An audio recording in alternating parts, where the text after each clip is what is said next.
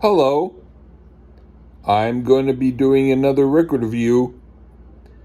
Now, I'm going to review an album that I have to say a salute and a how's it going, buddy, to Jason Porter for suggesting it to me. The album I'm going to be reviewing is by Alice Cooper and it's called Dada. I think of Alice Cooper as someone who is one of the most interesting musicians in rock. I didn't buy all of his albums, nor would I feel the need to, because he does so many different types of music. I never felt the need to be an ultra fan, but since most of what I've heard has been really impressive to me, I have to admit I think he might have deserved me buying his music more than some of the groups I bought back in the day. But now we're talking in retrospect because it took a long time before I finally heard his music. Now that I have heard a lot of it, I think his catalog ought to be more delved into by people. One of the albums people don't usually think about trying when they hear his work is Dada. And I have to say, it's an intriguing album. Now, let's get into the review of each of the songs.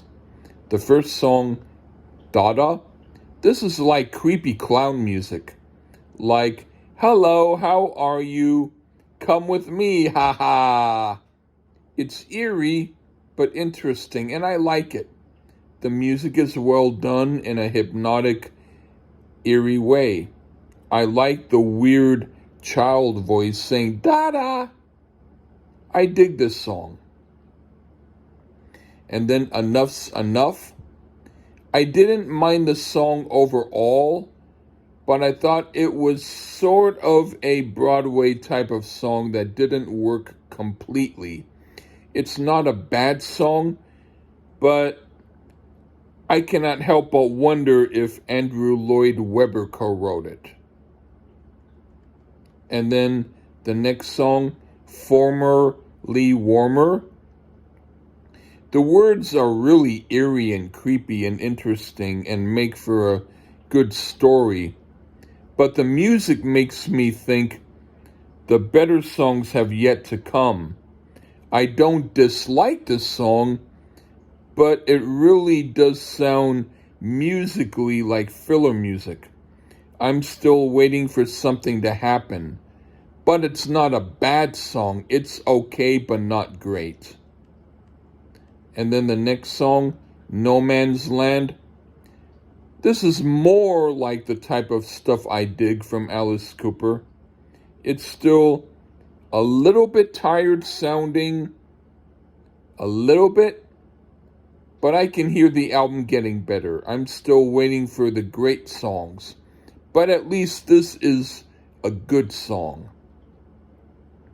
And then Dyslexia. This is a song that at first I didn't care for, but when I was listening to it again, I realized how good it was, and it was like a strange combination of Electric Light Orchestra and the Rolling Stones during the Brian Jones era. It's pretty interesting, and I dig it. And then Scarlet and Sheba. It's not such a great tune.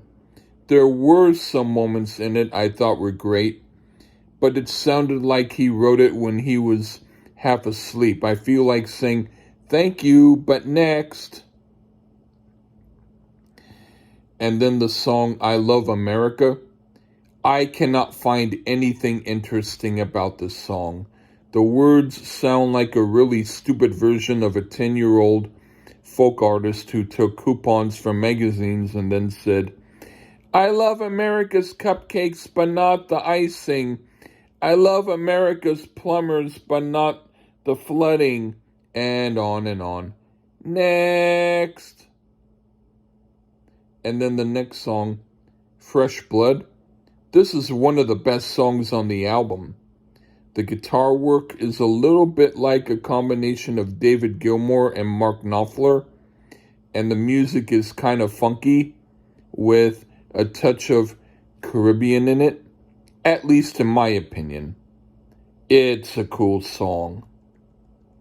And then the last song, Pass the Gun Around, that's a really cool and trippy tune. Very disturbing, but also very entertaining. It makes the whole album seem successful. The music sometimes has a Pink Floyd vibe to it. I give it a thumbs up. So I would say, even though not all of the songs are completely successful in my opinion, I would say mostly, if you want to hear an interesting and not usual album by Alice Cooper, you could do worse than to hear this. Why not get it? I think that it's not a fantastic album, but it is an interesting album, and I do think at least some of the songs deserve a listen. Okay, thank you again, Jason, for suggesting this album. This has been my review. Okay, cheers.